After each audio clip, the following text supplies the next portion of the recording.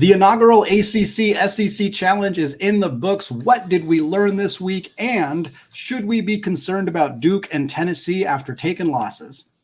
You are Locked On College Basketball, part of the Locked On Podcast Network. Your team every day.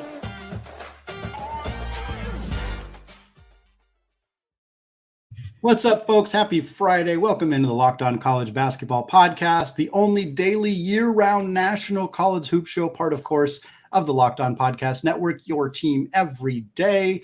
We are your co-hosts. I'm Andy Patton. He is Isaac Shade, coming to you before I head out on a flight to Las Vegas to check out that incredible Gonzaga USC game. We're going to talk more about that game and some other fun games coming up this weekend later in the show. Today's episode of Locked On College Basketball is brought to you by FanDuel. Folks, make every moment more. Right now, new customers can get $150 in bonus bets with any winning $5 moneyline bet. It's $150 if your team wins. So visit FanDuel.com/LockedOn today to get started. So yes, we are going to close out the show previewing some of the games coming up this weekend, including Gonzaga USC. We'll talk Kansas, UConn, some other fun stuff this weekend as well. We're also going to talk about some of the KenPom numbers in the early season, top 10 teams, adjusted offense and defense, what we think about those squads so far. But first, we're going to put a bow on what was a very exciting inaugural ACC SEC Challenge 7-7 split series, not in the way that we thought they would. We got quite a few of our projections for how these games were going to go wrong, which I think makes it a little bit more fun. But Isaac, couple really, really good teams taking L's in this tournament or in this challenge. We saw Duke lose at Bud Walton Arena to Arkansas. We saw Tennessee take that loss to North Carolina, giving up 100 points to the Tar Heels. Dalton Knecht tried to do everything he possibly could to keep Tennessee in that game. 37 points for him. And I guess starting with those two teams that lost there, Duke and Tennessee, where are you at? Is there one team you're more concerned about than another? Or is it kind of like, hey, both these teams played really good teams. They took losses. It's not a huge deal. Kind of where are you at with those two programs? Yeah, it's funny, Andy. That's a great way to put it. I think I'm at the same place with both of them. I'm not really worried or concerned. Yeah, you know what? They've got 5 combined losses, and it's December 1st. Yeah. But here's the thing. You think about these losses to Duke. They go into Bud Walton Arena, where Arkansas preseason had knocked off the, unarguable number 1 team in the nation right now, Purdue. I mean, that we didn't hear much about that in the comments about Arkansas winning that game. No, did that happen? I don't think that happened. But I mean, good grief. Way to go, Hogs fans. That atmosphere was phenomenal and contributes to that. And so I winning on the road, especially in that environment, is tough. And then Duke's other loss was at home to a really, really good and better than we expected Arizona team.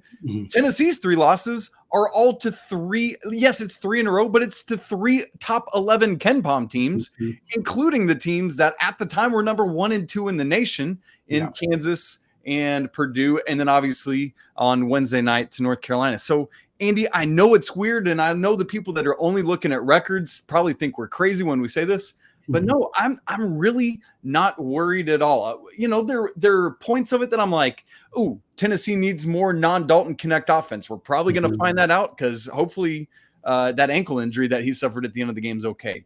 Mark Mitchell was kind of a no-show. Tyrese Proctor's got to play better for Duke. So we've got some question marks, but ultimately I'm not concerned. What about you? Yeah, I'm with you 100% on Duke. I don't think I got much more to add there. With Tennessee, I think it's hard to not be a little alarmed that a team that is really based primarily on their defense and their pace and holding teams to, below 50 points, below 60 points, gave up 100. And I think part of that is a credit to North Carolina, who looked really, really good in this game offensively. We talked beforehand. Harrison Ingram has found his role in a spectacular way for this team. Yeah. RJ Davis now has a 30-point game and a 27-point game so far this season. I think Elliot Cadeau, 10 assists, 0 turnovers. That is incredible. Against Tennessee. It's a freshman against Tennessee. So I think this game said a lot about the Tar Heels. They also, converted 32 free throws in this game, which was a huge part of it. But I'm a little bit concerned about Tennessee, dramatically. I think a little bit more so than Duke if we're comparing the two. But again, Tennessee has 3 losses to really, really, really good teams. They're going to have plenty of opportunities to pick up quality wins as they get into SEC play. So I'm not overly concerned. I don't think that this team's ceiling is lower necessarily, but you'd like to have, if you're a team that's got aspirations to be an Elite Eight or Final Four team, you got to beat Sweet 16 caliber teams, and they've played a lot of them, and they haven't won as many of those games as I think Rick Barnes and the team would hope. So we'll see if they can turn things around. I'm confident, but you probably would have liked to at least won one of those. Yeah. Here's one thing I am watching for is Zakai Ziegler started for the first time this season. It's getting back from injury. I think, and he looked to me to be still rusty. Every time I've Tennessee play from Feast Week to Wednesday night, he's not Zakai Ziegler yet. Who are they going to be when he's ready? Because him and Dalton Connect and Vescovy together, I mean, come on, dude. Andy, let's stay in Fayetteville, Arkansas, and let me ask you this question. Arkansas has struggled. I mean, they were 1-2 in Battle for Atlantis, and the one game they won was a game they should have lost to Stanford and had just lost to UNCG before that. Do you think this was a reset, maybe a start in a new direction, or just another product of this raucous Bud Walton Arena, and we'll see what happens when they go forward? Where do you lean with the Hogs right now? It's hard to not be to feel a lot more optimistic about this team when they go out and beat Duke without Tremont Mark. Like, that is a tremendous accomplishment. A Tremondous, maybe? Hey, nice. The thing about Arkansas is that you don't exactly know how they're going to beat you. I don't think Khalif Battle has been good, but he comes in and has 21 points off the bench in this one. Like, it's just inconsistent in a way that can be favorable to them, in the sense that they have enough talent that any given player, like you're trying to match up against them and you're like, well, we'll leave this guy alone. We'll focus on this guy. And they might beat you a different way than they won their last game. And I think that makes them scary to play against. But the consistency is just not there, and it's still early in the year. Maybe it will get there. They obviously have a lot of talent. I've talked about this a few times. I think they can out-talent a vast majority of teams that they play, but they don't always outplay them. In this situation, Duke is one of the few teams in the country that I'm not sure they can out-talent, but yet they still went out and got a victory. Hard not to like that if you're an Arkansas fan, but I would want to see some more consistency. Maybe when Mark comes back, we'll see this team kind of hit a stride in a way that puts them back in that top 10, top 15 conversation, because I think the talent is there, and clearly they can do it. They can turn it on in significant ways like they did against Duke. Yeah, and hopefully Tremont Mark's back sooner rather than later. Also, Devo Davis missed a lot of this game with a little head injury he sustained in the first half. So they're figuring it out. Love seeing Trevin Brazil come back from that zero burger he had against North Carolina to notch a double-double. Andy, a team that maybe be off our radar a little bit is Virginia, who knocked off Texas A&M at home. A Texas A&M team, by the way, that got Henry Coleman back in this game, who himself had a great double-double. Now we've been talking about, Arkansas won at home, great environment. North Carolina won at home, great environment. Virginia won at home. Charlottesville, that's always a great environment there in John Paul Jones Arena as well. But to beat a talented Texas A&M team by 12 points when Virginia only has about 3 possessions a game, I think, at that pace they play. Andy, what about where this Tony Bennett team is at right now? Where are you at, maybe on both the Cavs, and then what does this say about A&M? Yeah, A&M, I mean, Henry Coleman was back, and that was great, but he was kind of the only player who really showed up for the Aggies in this one. 16-14, monster performance from him, but Wade Taylor gives you 9 on 2 of 10 shooting. Hefner gives you 3 on 1 of 9 shooting. I mean, that backcourt combined to go 3 of 19. Nope. And that's, yes, obviously, if you're an Aggies fan, that's frustrating. You need to see those guys be better. I mean, if Wade Taylor is truly an SEC Player of the Year candidate, you can't have this kind of performance. But it's also a huge credit to Virginia. This is what they do. This is exactly what they do, and they went out and executed. For me, the concern for Virginia is always going to be the offense. Right now, Ken Palm's got them as the 6th best defensive team in the country, 101st offensively. They got 2 great players, Reese Beekman and Ryan Dunn. Those guys are fantastic. All 5 of their starters scored in double figures. Their bench scored 0. 0 points, Isaac, from the bench. That's not going to get it done. I think some of those guys are more talented. Blake Buchanan has looked very solid. I think we'll see those guys step up.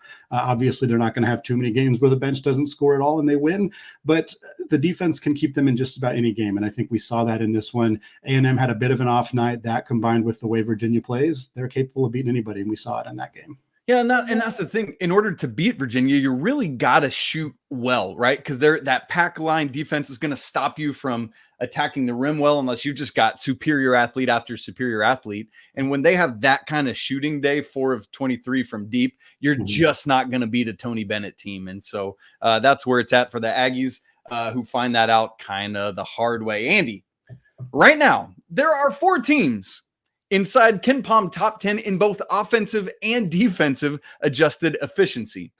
Could this be an early peek at the makeup of the Final Four for us? Or maybe is it just some early season whatever? We're going to talk about that answer in just a second.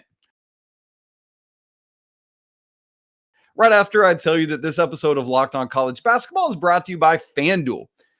As the weather gets colder, the NFL offers stay hot on FanDuel. Right now, new customers get $150 in bonus bets with any winning $5 money line bet. That's $150 if your team wins. So maybe you've been thinking about joining FanDuel. Man, there's no better time to get in on the action than right now. Beyond that, part of it, why I love it, is the app is super easy to use, and they've got this wide spectrum of betting options, spreads, player props, over-unders, and more.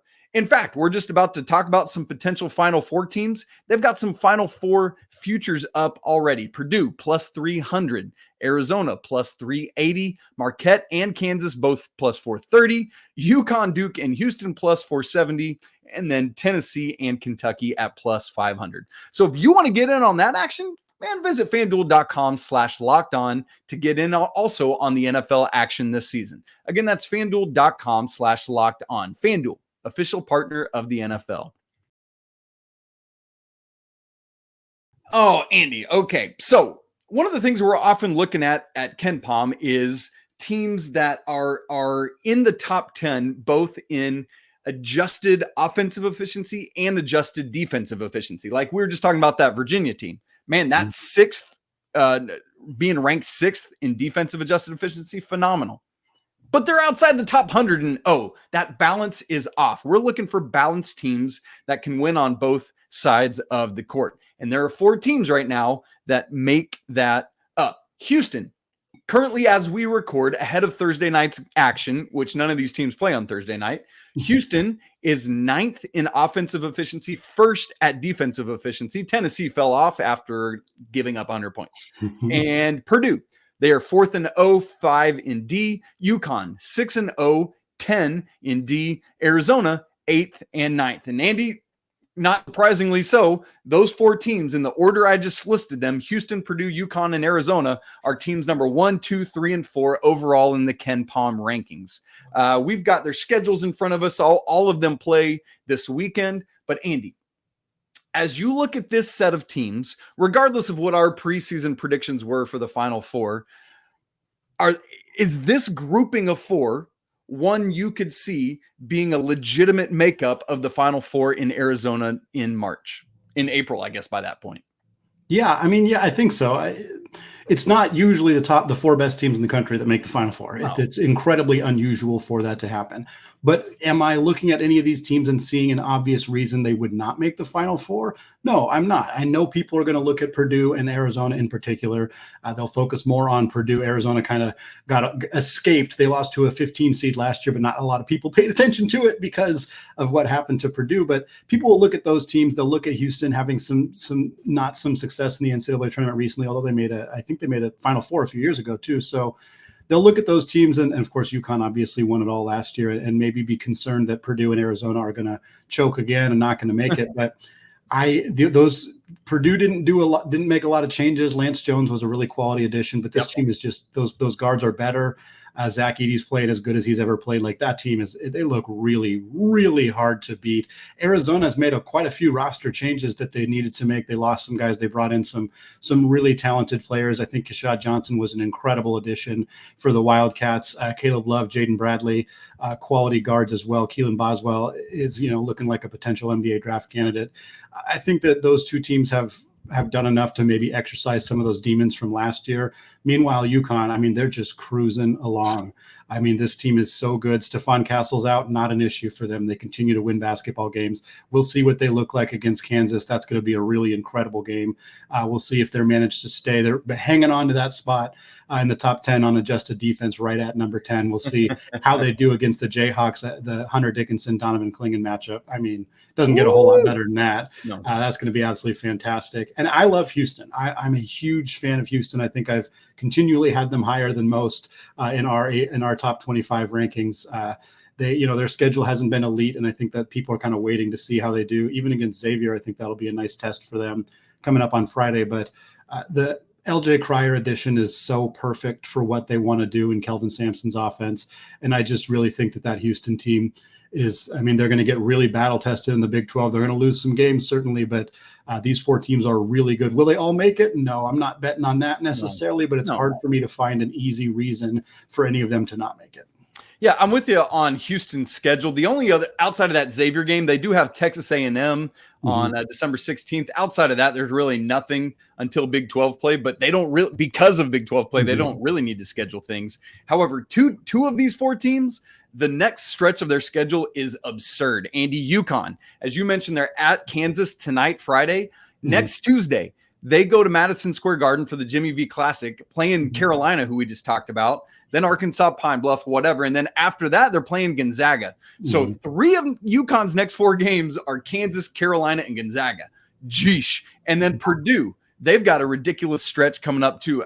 They're at Northwestern today, but then they play Iowa, back-to-back Big Ten games there. But then they've got Alabama and Arizona. So Purdue and UConn, we're about to find out a lot more about, both of these teams as well, although we've already found out a good bit about both of them. Yeah. Andy, let me ask it to you this way, because I'm with you. No team that I look at on this list is a fraud in any way, but nor would I guarantee, of course, these are going to be your Final 4 teams.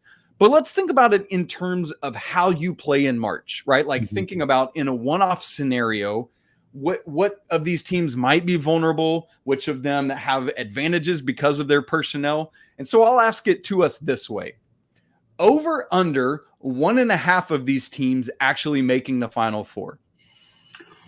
Ooh, that is a tough question. I would be pretty surprised if none. So I'm going to rule out 0. Yeah, I think at least 1 will make it. Yeah, but will 2? Yeah. Oh man.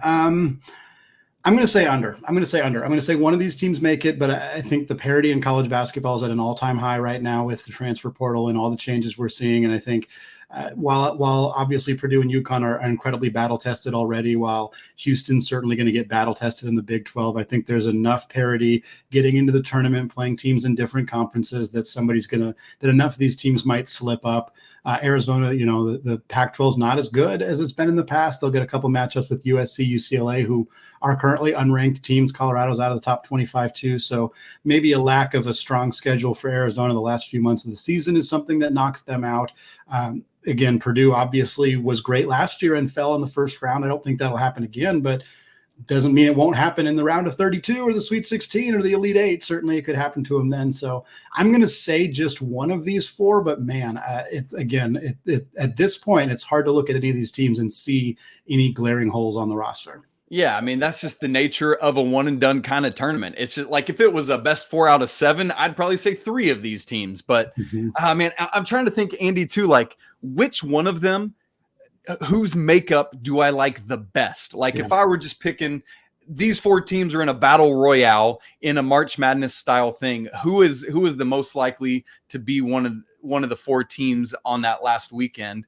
And I don't know, I don't know if it's UConn because of the pedigree of last year. I don't know if it's Purdue because of the hunger coming back of what happened to them last year. Arizona and Tommy Lloyd finally making good on their regular season success. Houston just kind of continuing to cruise under Kelvin Sampson. I could easily make an argument for any of them. Yeah. Yeah, it's going to be really tough. I think I would probably lean Purdue the way that their offense has come together, but honestly, it is very, very close. UConn, especially once Castle's back, we'll learn a lot more about them. Houston, I think there's maybe a bit of a depth concern, but I mean, again, I think Terrence Arsenault is a guy who we haven't quite seen reach his full potential. Emmanuel Sharp has kind of stepped into that role of the breakout guard candidate for them, but it's hard for me to see not a lot of holes in any of these rosters. So it'll be interesting to see how that shakes out. I'm going to choose UConn, and here's why. I said preseason, I was all in on Tristan Newton, and man, love what he did as they get Stephon Castle back and just continue to thrive. You've got that success from last year. They know how to turn it on and what to do, and Dan Hurley's bringing it. Arizona is a little too, I just don't know, with the Caleb Love of it all, what are they going to get? And so UConn is the one of these four that I'd go with. Well, Isaac, we got a huge slate of games coming up on Friday and Saturday. We're going to break down some key matchups for that Kansas versus UConn game. We'll talk Gonzaga versus USC and more coming up right after this.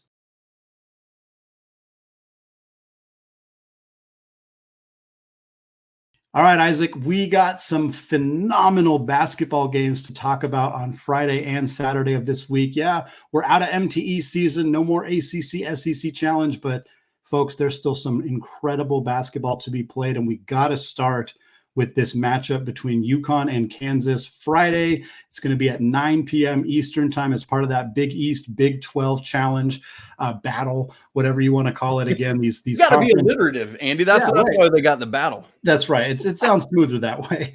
I love these conference rivalries, conference challenges, conference battles.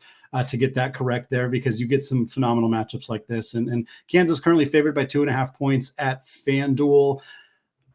I'm not sure I love that, to be honest. I get why they're favored, but to me, UConn looks just like a bit more complete team. It's going to come down to that battle in the post. Donovan Clingan is not the scorer that Hunter Dickinson is, but he is a phenomenal defensive player. Can he play enough minutes and stay on the floor long enough to really slow Dickinson down? That's going to be a huge part of it. Also very excited about some of these matchups on the wing. Kevin McCullar versus Alex Caravan, how that's going to work. It's a tremendous matchup. What are you looking for in that one? Awesomeness. Yeah. Seriously, Andy, you just said it, but the matchups all over the court, you just talked about those. I'm most looking forward to DeJuan Harris against Tristan Newton. Boy, that is two of the best guards in the entire nation. And it's almost like this is one of those games where a lot of the matchups are going to cancel each other out. And so where's the one advantage? Kansas has been struggling to find their way at the shooting guard position. Can UConn take advantage of that? Right. Just all of those things. Who tinkers with their lineup?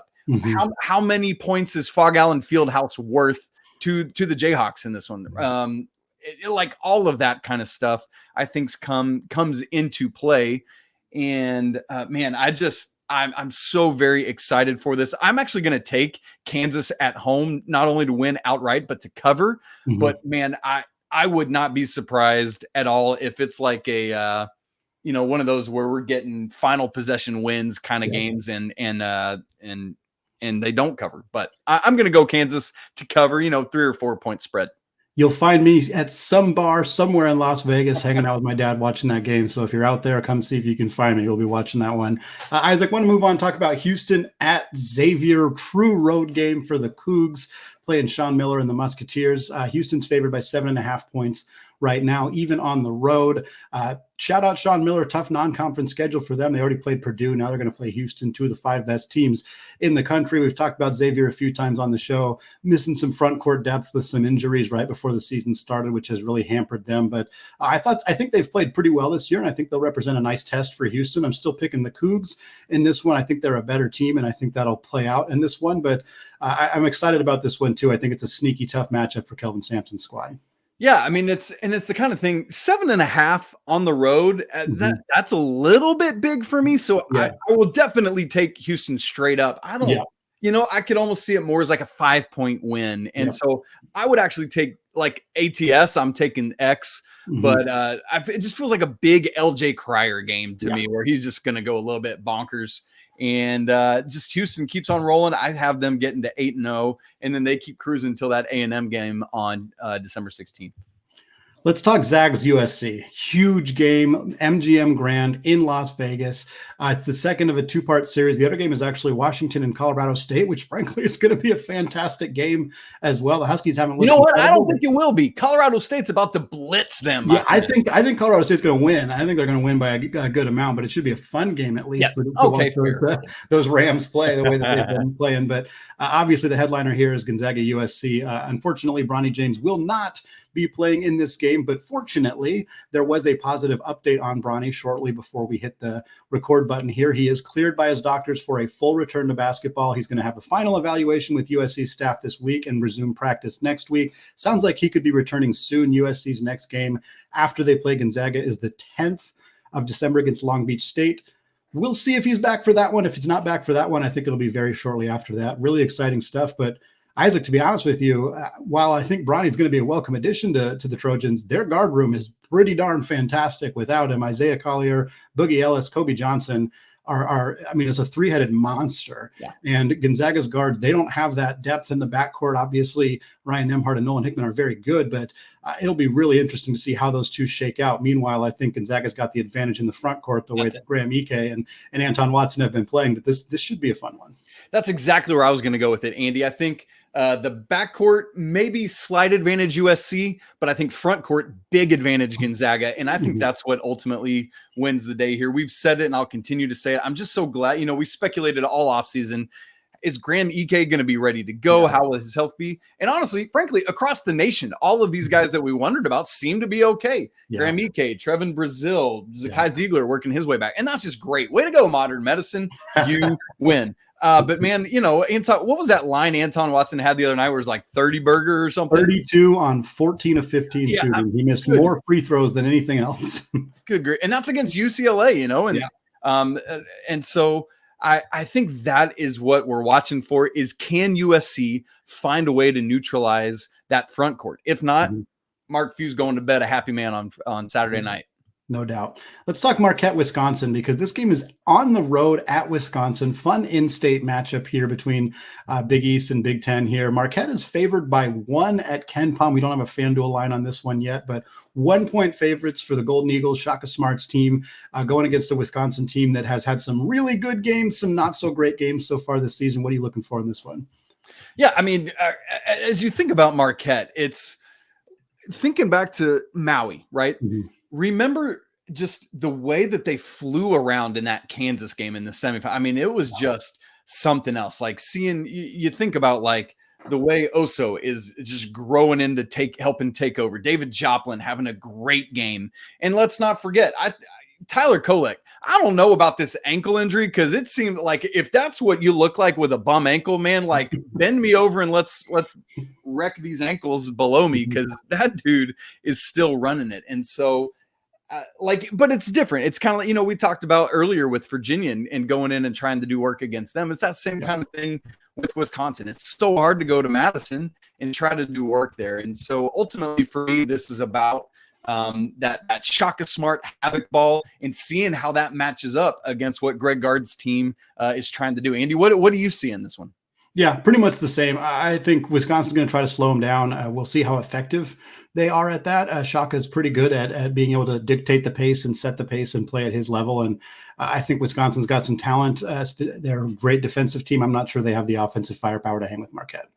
No, I would say not. Purdue, Northwestern, Big Ten getting started. First conference game for the Boilermakers. Purdue's favored by 8.5 points. Isaac, what do you think about this one? Obviously not the strongest team in the Big Ten for Purdue to play, but Northwestern is certainly going to give them everything they got. Yeah, they will. And again, this is another road test, and you love to see these Big Ten and ACC getting underway this weekend. And for Purdue, in fact, it's the first of back-to-back Big Ten games. They got Iowa at home on Monday, so a pretty quick turnaround there. Going up against Northwestern, this is a team that this year, their offense is a little bit better than their defense. Slow. They are like 357 in the nation in adjusted tempo. And so, I mean, Andy, I'm just going to keep saying it until it's not true.